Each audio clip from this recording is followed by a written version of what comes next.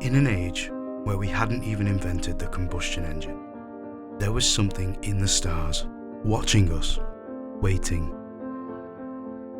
Something lurking on the outer edge of our atmosphere. There had been sightings, studies, tests and photographs of this mysterious object. But what is it? Well, this is the Black Knight satellite.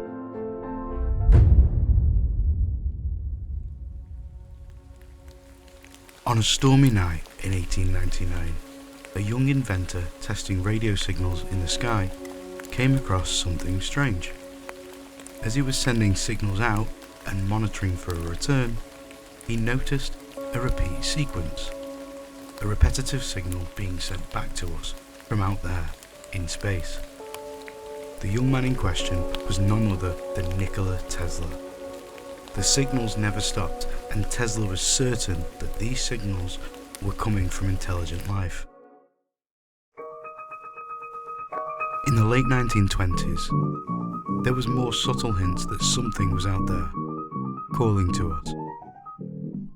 In 1928, a man by the name of Jürgen Hals was researching radio transmissions when he noticed something eerie. He would discover that after sending short radio bursts out in a certain direction, he would get those same signals bounced back to him within seconds, almost like the radio signals were hitting a giant mirror in the sky. He documented many of these notable events, and later referred to them as long-delayed radio echoes, or LDEs. These strange delays were not explained by science at the time, and instead went on to fuel speculation that something might be out there, receiving these signals and sending them back.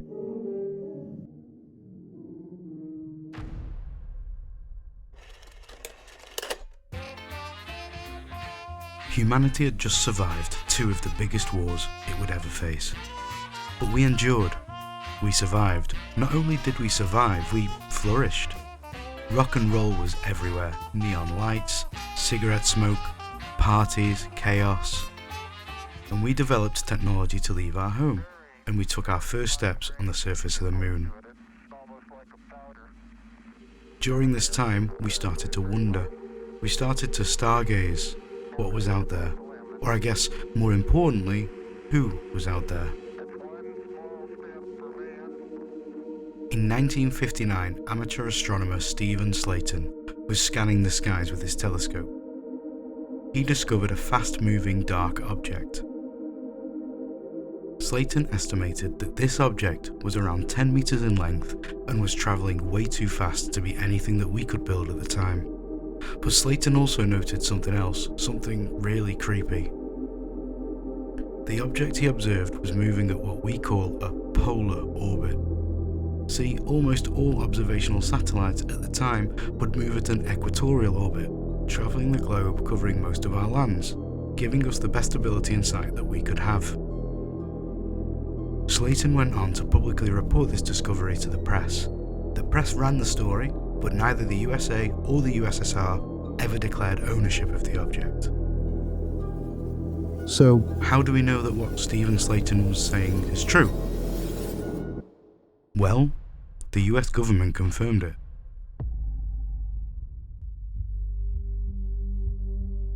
A few years later, a US radio station detected an unidentified object.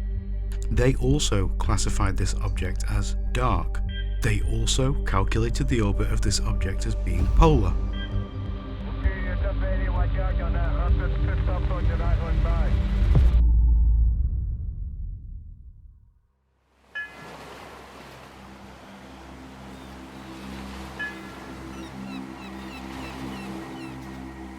A decade later, on a foggy day in the Scottish Highlands of the UK, researcher Duncan Lunan was analysing old LDE radio signals.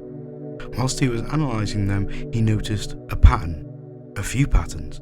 In fact, Duncan Lunan had discovered that these LDEs weren't just random radio signals. Lunan had noticed that these were encoded blueprints of our galaxy, star maps being sent to us from somewhere in space. He determined that there was an object orbiting this planet and moon that was over 13,000 years old.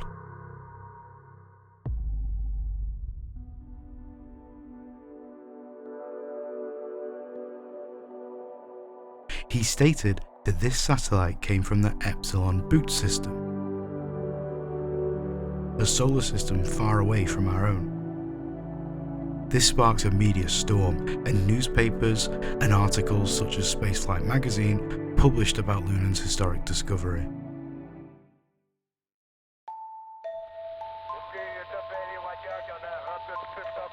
In late December 1998, right before the beginning of a new century, a new era, NASA was deeply underway with STS-88, an ambitious space shuttle mission of many to build what we now call the International Space Station. These astronauts would do spacewalks and be outside of their capsules for long periods of time, putting together parts and fitting pods. But as one crew would notice, they weren't alone. The crew of STS-88 were outside of their craft as they captured an object orbiting our planet. The object would be exactly as NASA and Stephen Slayton back in the 50s described. This photograph would go down in history as the definitive proof of the Black Knight satellite. So, let's talk about the theories. There has been and is still many objects within our orbit that are man-made. They simply no longer have use. Whether it be satellites that have been deactivated or been made redundant, or whether it be debris from previous launches and separation of rockets. This is actually a real problem for NASA. They're currently actively trying to solve the space junk issue that surrounds our planet. NASA themselves have actually stated that they think this is the most likely explanation for some of these images taken of the Black Knight satellite. The juiciest theory is that this is something from another world, another civilization. Space agencies may have stated that they know what this is, but they really have not explained why there's similar spotted objects throughout history behaving strangely. In a polar orbit, for example. If this is something of extraterrestrial origin, who are they and why are they here? Are they merely observing us from a scientific perspective, or is there a more concerning reason? All in all, I think we can safely say that this story has some strange twists and turns. I'm not sure I believe that it's something that's definitely extraterrestrial, but then again, I can't really fully lend myself to the man-made object theory either. Maybe one day we'll find out what this mysterious object is. Maybe we won't. But one thing is for sure, there's definitely stuff out there that's kinda weird.